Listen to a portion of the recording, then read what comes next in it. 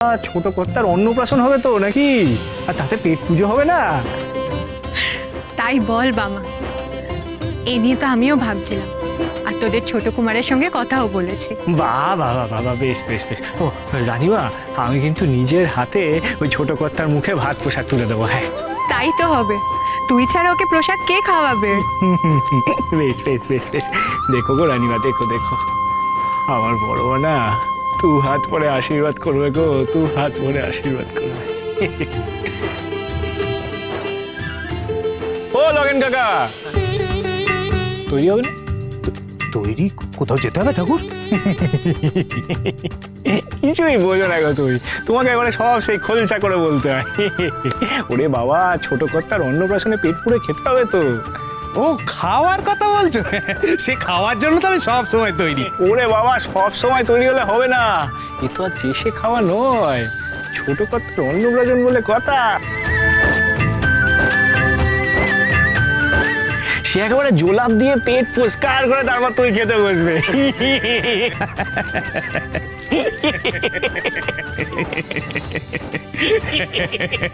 দেখছেন দেখছেন বড় রানী, সবাই কিরম খিলখিল করে দাঁত বার করে হাসছে।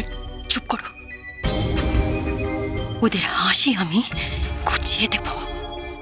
বড় রানীমা, বংশের বড় সন্তান আপনার ছেলে, তাকে নিয়ে কেউ কোনো কথা বলছে না, শুধু ছোট রানীমার ছেলেকে নিয়ে সবাই মিলে মাতামাতি করছে।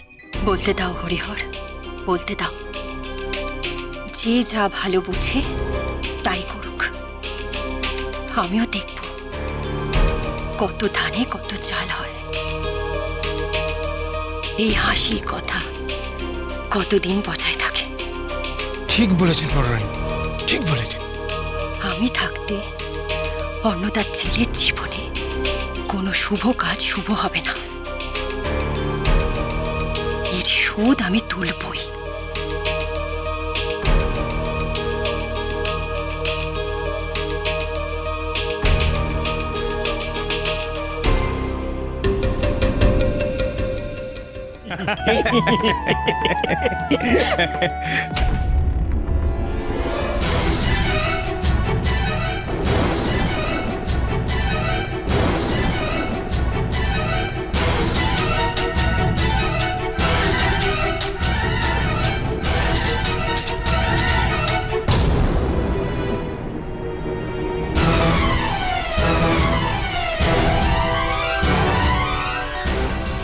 বামা ওরকম ভাবে তাকিয়ে আছে কেন?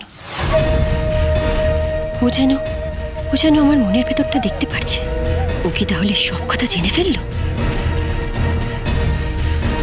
বামা এইভাবে একদৃষ্টি দিদির দিকে তাকিয়ে আছে কেন? দিদি কি আবার কিছু করেছে?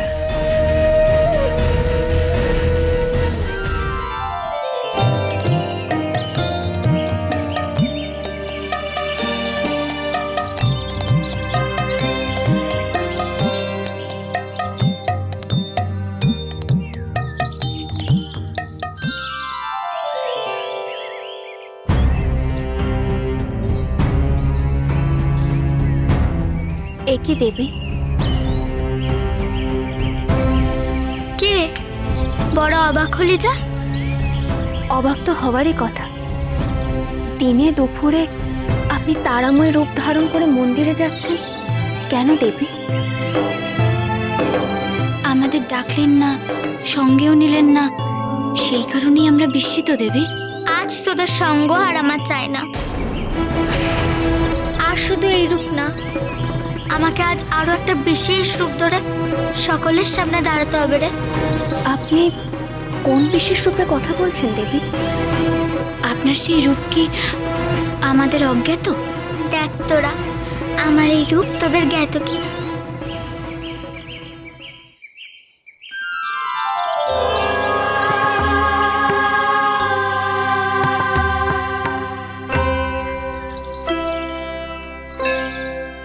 ॐ सर्वमङ्गलमाङ्गल्ये शिवे सर्वार्थसाधिके शरण्ये त्र्यम्बके गौरी नारायणी नमस्तुते।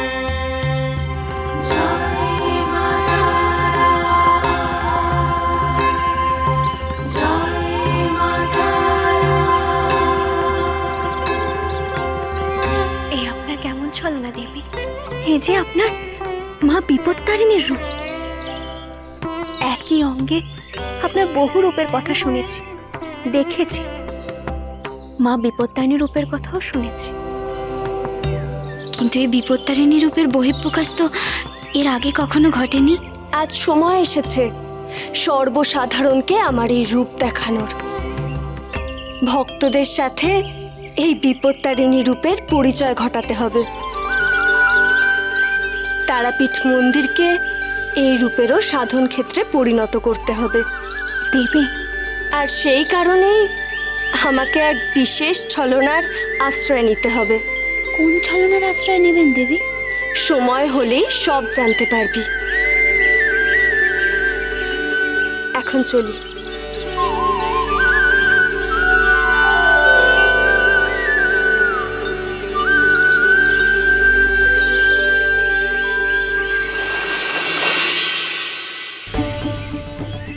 কি হলো কি বামা? তুই এমন হাঁ করে তাকিয়ে আছিস কেন? তোর দৃষ্টিটা আমার ঠিক ভালো ঠেকছে না। কি বলছো তুমি দিদি? কাকে কি বলছো তুমি? বাবা ঠাকুরের দৃষ্টিতে কোনো পাপ নেই বড় রানীমা। পাপ নেই বললেই হলো? তবে কেনই বা বড় রানীমার দিকে ওইভাবে তাকিয়ে থাকবে?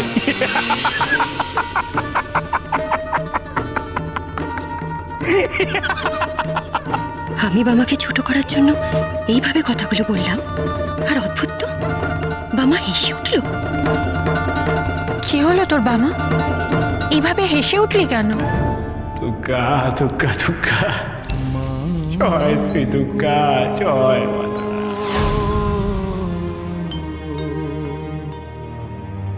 মা জয় তারা, জয় তারা।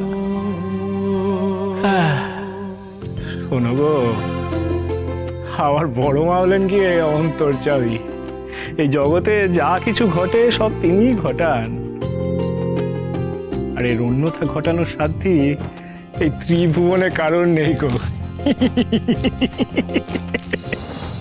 দুর্গা দুর্গা দুর্গা, জয় শ্রী দুর্গা, জয় মা তারা, জয় তারা তারা। কি ব্যাপার বলতো বাবা? আজ বড় মা দুর্গার নাম করছিস? হ্যাঁ গো ঠাকুর, আজকে হঠাৎ মা দুর্গার নাম করছো? কারণ আছে, কারণ আছে গো লগেন কাকা, কিন্তু এখন আমি কিছু বলবো না, ঠিক সময় জানতে পারবে। জয় শ্রী দুর্গা, জয় মা তারা, জয় মা। বাবার কথা বড় অদ্ভুত দেখলো। এমন করে কেন বললো? তারাপীঠে কি কিছু ঘটতে চলেছে যার যার আভাসও দিয়ে গেল?